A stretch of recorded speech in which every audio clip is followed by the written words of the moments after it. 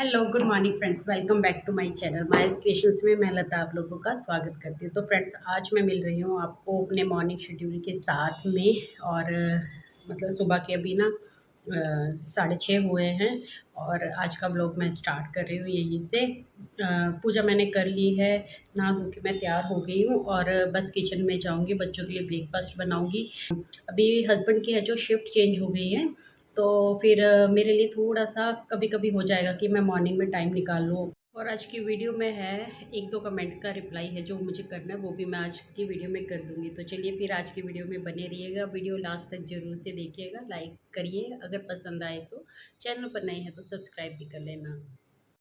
तो ब्रेकफ़ास्ट की कुछ तैयारी अगर हम रात में ही करके सोते हैं ना तो थोड़ा-सा ईज़ी हो जाता है ब्रेकफ़ास्ट बनाना। मैंने ना मूँग दाल भी यहाँ पर भिगो के रखी थी साइड में, सोचा था बाद में अपने लिए उसका चीला बनाऊँगी मैं और चटनी बनानी थी मुझे। बट वो थोड़ा-सा चेंज हो गया क्योंकि हस्बैंड घर पे ही थे।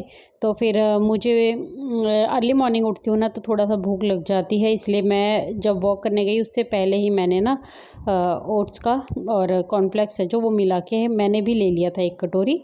तो इस वजह से फिर मेरा भी बाद में मन नहीं किया, तो वो मैंने फिर फ्रिज में रख दी और बाकी स्प्राउट्स बनाने के लिए वो मैंने एक कपड़े में बांध के है जो रख दी साइड में। तो सोचा था उसके आगे भी मैं वीडियो शेयर करूँगी, तो ये प्लान चेंज हो गया तो फिर मैंने नहीं किया। फिर मैंने बाद में राइस है जो वो बनाए थे। चलिए फ़िलहाल ये ब्रेकफ़ास्ट मैं बना रही हूँ और रात में तैयारी मैं ब्रेकफ़ास्ट की थोड़ी सी करके रख देती हूँ, जिससे मुझे ईज़ी हो जाता है सुबह का ब्रेकफ़ास्ट बनाना।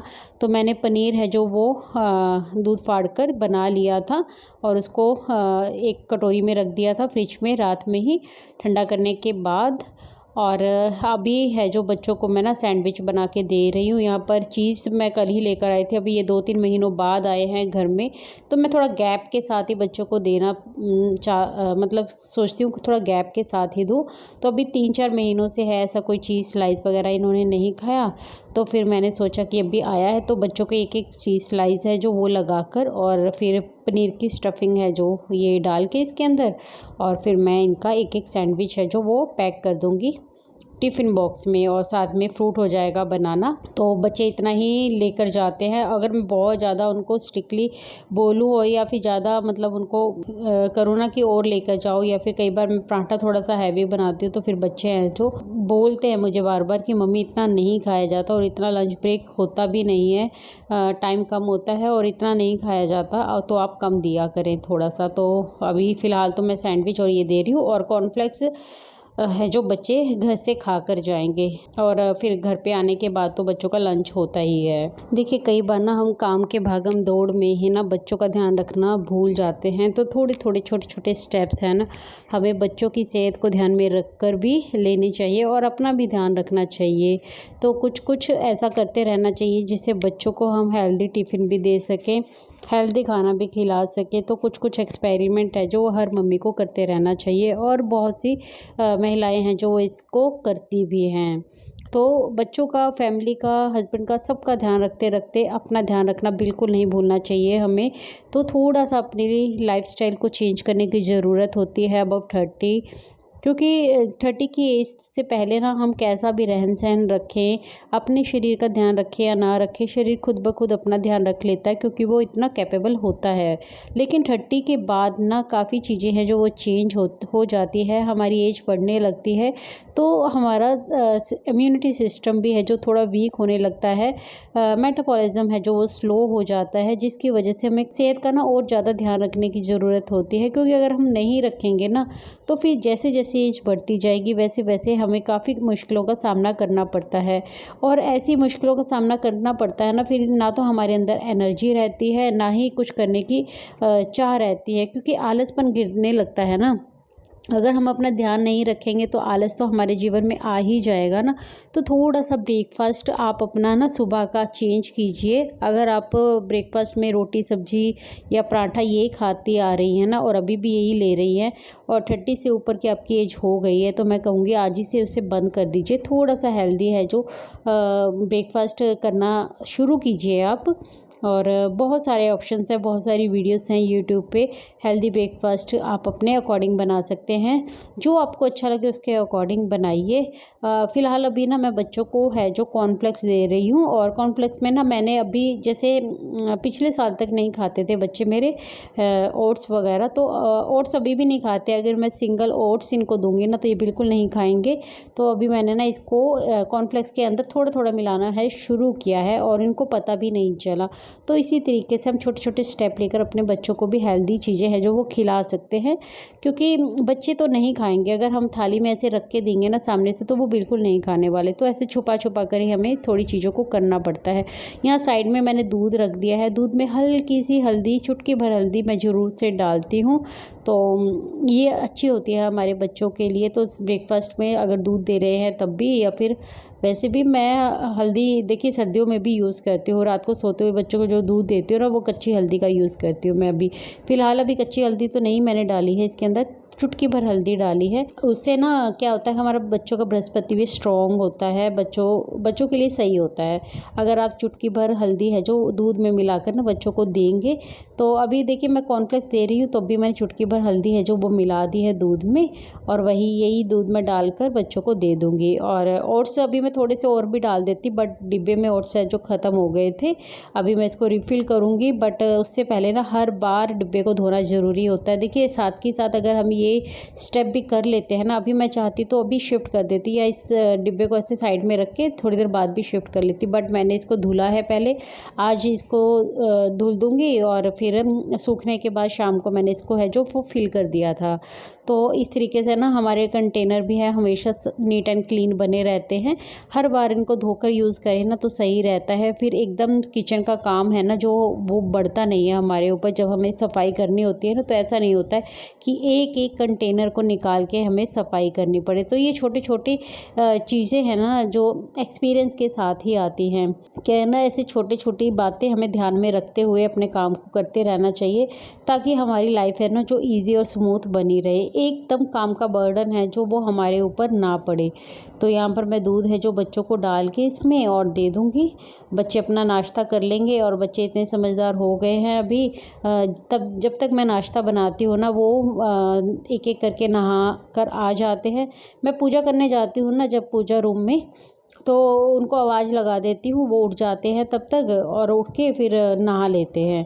और दूसरा क्या है ना कि सुबह की आदत हमेशा अपनी ऐसी रखनी चाहिए कि ना सुबह उठते ही हम अपना 10-15 मिनट रेस्ट करने के बाद उठकर नहा लें। नहाने के बाद ही किचन में आएँ, क्योंकि जब नहाने के बाद हम किचन में आते हैं ना तो वाइब अच्छी आती है, पॉजिटिव वाइब रहती है किचन में। और नहाकर जब हम काम करते हैं तो हमारे अंदर भी एक फ्रेशनेस रहती है। सोकर उठते हैं, मुँह धोकर सीधा किचन में आ गए, देखिए ये अच्छी आदत नहीं है। क्योंकि इससे क्या है ना कि एक नेगेटिविटी सी छाई रहती है, और खुद को भी ना सुस्ती में रहते हैं। मतलब हमारी पूरी तरह नींद भी नहीं टूटी होती, और हम बस ना उठने के बहाने ढूंढते रहते हैं। बस ये है कि टाइम पे उठ जाएंगे, फटाफट टिफ़िन है जो वो बना के दे देंगे। तो 15-15 20-20 मिनट की नींद है ना वो भी लेना ज़रूरी समझते हैं उस टाइम पे। लेकिन वही 15-20 मिनट अगर आप पहले उठकर अपना नहा धो लेंगे, पूजा पाठ कर लेंगे, और उसके बाद किचन में आएंगे ना तो उसका एक अलग ही इन्वायरमेंट होता है। और यहाँ पर मैं बाहर आई थी, थोड़ा सा बहुत अच्छा मौसम लग रहा था। मैं पहले से ही मेरे सुबह उठते ही था कि आज तो मैं मॉर्निंग में जाऊँगी। कई बार मैं इवनिंग में जाती हूँ ना, इसलिए बता रही हूँ कि आज मैं मॉर्निंग में जाऊँगी। तो मैं मॉर्निंग में ही है जो फिर मतलब वॉक करने गई थी। तो अभी मैं यहाँ पर बस जूते वगैरह पहन के अपना रेडी हो जाऊँगी, और इसके बाद है मैं जो वॉक करने चली गई थी। देखिए सुबह की वॉक जब मैं करती हूँ ना तो मुझे ऐसा लगता है कि दिन का एक काम मैंने निपटा दिया। क्योंकि अगर ये सुबह में नहीं होती है ना मेरी, तो शाम तक मुझे ऐसा लगा रहता है कि मुझे 1 घंटा ऐसा बीच में निकालना है जो जिसमें मैं अपनी शाम की सैर है जो वो करके आ सकूँ। तो वो थोड़ा सा रहता है, क्योंकि फिर उस चक्कर में मुझे बुटीक का काम रोकना पड़ता है अपना। लेकिन अभी अगर जब मेरी मॉर्निंग में ये हो जाती है ना तो मुझे बहुत तसल्ली सी मिलती है कि हाँ एक काम मैंने अपनी सेहत के लिए ये भी कर लिया, क्योंकि ये हमारे लिए बहुत ज़्यादा ज़रूरी है। मैं मानती हूँ कि कई महिलाएं हैं जो हो सकता है मेरी वीडियो देख रही हो, जो गाँव में कस्बों में रहते हैं, उनके लिए वाकई में बहुत मुश्किल हो जाता है। क्योंकि मैंने खुद अपने ससुराल में 4-5 साल बिताए हैं। मैं भी वहाँ नहीं निकल पाती थी, बीच बीच में कोशिश भी की, लेकिन वही होता है ना, सबके मुँह बनने लगते हैं, कोई खुश नहीं होता है। उनको ऐसा लगता है कि हम अपने लिए एक अलग सा मतलब क्या ही ज़रूरत है, घर के काम कर लो, निपटा लो, यही बस दिनचर्या अपनाते रहो। लेकिन ये बहुत ही गलत है। लेकिन जब जो कोई भी ऐसे इंसानों के साथ घिरा होता है ना, मतलब ऐसे माहौल में जो रह रहा होता है, वाकई में उसके लिए मुश्किल ही होता है, नामुमकिन सा हो जाता है। मैं मानती हूँ इस चीज़ को। लेकिन अगर आप अकेले रह रहे हैं और उसके बावजूद भी आप अपने लिए ये काम नहीं कर रहे हैं, मतलब आप अकेले होने के बावजूद भी सिर्फ सोने में, आलसपन में पड़े हुए हैं और अपने लिए कुछ नहीं कर रहे हैं ना, तो यहाँ पर आप अपने लिए बहुत बड़ी गलती कर रहे हैं। क्योंकि आपको ना ही कोई कहने वाला है, सुनने वाला है। तो आप अपने लिए कुछ ज़रूरी कदम है जो वो उठा सकते हैं। टाइम पे उठ सकते हैं, टाइम पर नहा सकते हैं, बच्चों को अपना अच्छे से नाश्ता बना के दे सकते हैं। क्योंकि आपके पास टाइम होगा तभी आप उनको अच्छी अच्छी वैरायटी के साथ है जो लंच बॉक्स तैयार करके दोगे और अपने लिए भी टाइम निकाल लोगे। अब देखिए, मैंने सुबह उठने से अपना क्या क्या काम निपटा चुकी हूँ। देखिए, नहा चुकी हूँ, पूजा पाठ कर चुकी हूँ, बच्चों को नाश्ता दे दिया, खुद भी मैंने ये देखिए कटोरी में रखा हुआ है कॉर्नफ्लेक्स और ये, क्योंकि अभी 10-15 मिनट मुझे बूझो के लिए डॉग वॉकर का इंतज़ार करना था, वो उसको घुमाने के लिए आएगा। तो अभी 7:20 का टाइम हो गया था, तो 7:30 तक मैं निकल गई थी और 8:30 बजे तक फिर मैं घर पे आई हूँ वापस। तब तक मैंने अपनी वॉक की है और क्योंकि तब तक बूज़ो के आने का भी टाइम हो जाता। आज हस्बैंड थे तो मुझे था कि अगर बूज़ो मुझसे पहले आ जाएगा तो वो उसको ले लेंगे। बस यही रीज़न्स होते हैं जब मैं मॉर्निंग वॉक पे नहीं जा पाती हूँ, जब हस्बैंड नहीं होते हैं घर पे, क्योंकि बच्चे स्कूल चले गए होते हैं और मैं अकेली होती हूँ। तो फिर पीछे से दूध आना है, बूज़ो को घुमाने वाला आएगा और लेके जाएगा, फिर छोड़ के जाएगा, यही रीज़न्स होते हैं। अदरवाइज़ मेरा टाइम है जो वो मैं निकाल ही लूँ मॉर्निंग का। बट कोई बात नहीं, जब मॉर्निंग नहीं कर पाती हूँ तो इवनिंग में करती हूँ। तो इसी तरीके से आप भी अपने टाइम को मैनेज करके थोड़ी सी आदतें अपनी सुधारेंगे ना, तो आपकी जीवन अच्छा बना रहेगा। और चलिए, थोड़े से कमेंट्स हैं जो वो इस वीडियो में ले लेते हैं, क्योंकि 2 कमेंट ऐसे थे जिनका मुझे रिप्लाई करना था। काफ़ी लंबा सा कमेंट है जो बहन ने लिखा हुआ है, तो मुझे उसका रिप्लाई करना है। चलो चलिए वो कमेंट पढ़ते हैं पहले। तो पहला कमेंट है ओम जय रुद्रा का।